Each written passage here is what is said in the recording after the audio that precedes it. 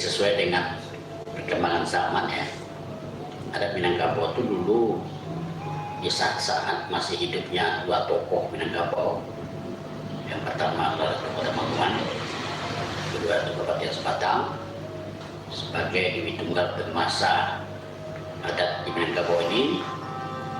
Maka zaman itu karena kedua beliau ini mempunyai suatu sikap ya, suatu dasar pandangan hidup yang berbeda gitu. Yaitu kalau Datuk Ketemanggungan itu pandangan hidupnya sistem dia memerintah itu melalui sistem Kutub Liang namanya.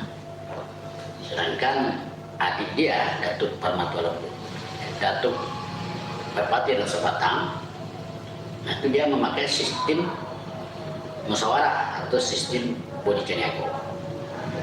Nah, kalau kedua sistem ini tidak diakomodir pada peristiwa Bukit Marapalang, diperkirakan di pertengahan abad 18 ya, maka kemungkinan Minangkabau ini akan habis dengan terjadinya dua isme atau dua pandangan hidup suku bangsa Minangkabau yang satu sama lain sangat bertentangan. Nah, oleh karena itu kita merasa beruntung di waktu terjadinya perundingan Marapalang, maka pertentangan ini dapat disatukan kembali, di mana perbedaan pandangan hidup Datuk Ketemanggungan dengan pendapat atau pandangan hidup Batian Sebatang dapat disatukan di Marapalang. Itu salah satu keputusan Marapalang itu adalah mengadopsi kembali sistem Kutub Liang, yang sistem Kutub Liang ini bersifat tugdol, perintah dari atas turun ke bawah. Sedangkan sistem Bodhicaniago dari bawah ke atas. Ya, jadi kalau kita tidak adopsi kembali pada peristiwa Marapalang, maka sampai saat ini Minangkabau akan terjebak pada pertentangan dua sistem. Nah, di Marapalang diperbaiki sistem kedua ini dengan cara apa-apa yang telah diputuskan di dalam mufakat musyawarah Bodhicaniago itu menjadi keputusan oleh orang Kutub Liang. Kalau dulu enggak, Kutub Liang membuat satu sistem, Bodhicaniago membuat satu sistem. Tapi dengan adanya peristiwa Marapalang, maka apa-apa yang dirumuskan di dalam musyawarah mufakat Bodhicaniago diserahkan kepada Kutub Liang tanpa dianulir, tanpa dirubah, diturunkan oleh Kutub Liang. Nah, maka semenjak itu bersatulah kembali Minangkabau di dalam satu sistem, ya, memakai sistem Bodhicaniago dan juga menerapkan sistem Kutub Liang. Itu dulu waktu zaman hidup Datuk Batian Sebatang dengan Datuk Ketemanggungan.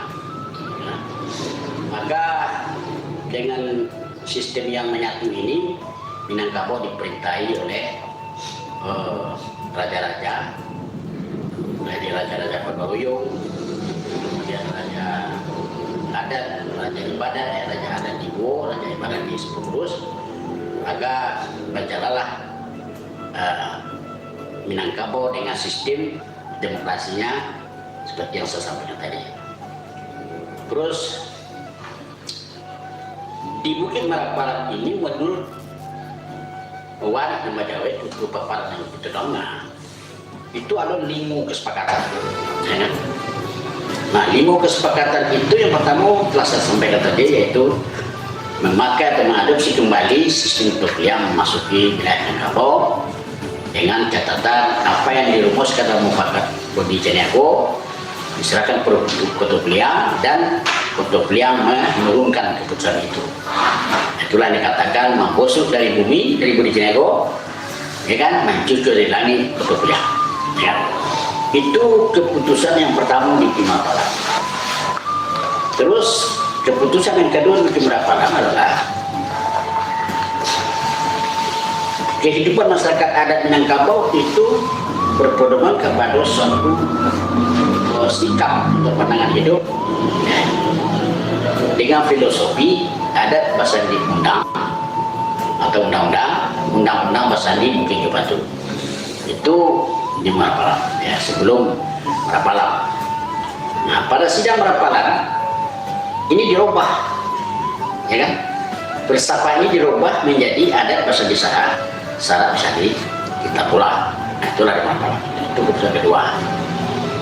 Keputusan ketiga, karena masyarakat itu telah berpedoman kepada satu filosofi yaitu adat Basandi Syarat kita pula, maka wilayah Minangkabau ini dibagi dengan 5 wilayah adat ya, yang masing-masing wilayah ditentukan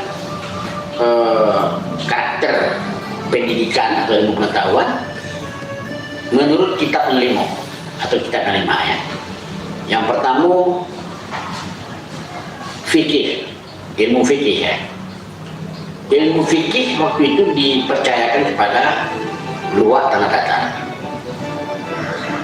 Kemudian ilmu tafsir dipercayakan kepada luar agama. Kemudian ilmu tauhid dipercayakan kepada ranah batu pasaman.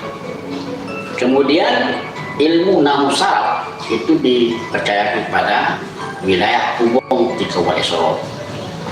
Terakhir ilmu Al-Quran dipercayakan kepada wilayah adat Wak Lingupur ini. Ya kan? Itulah keputusan yang ketiga ya, dari Bukit Marapalang.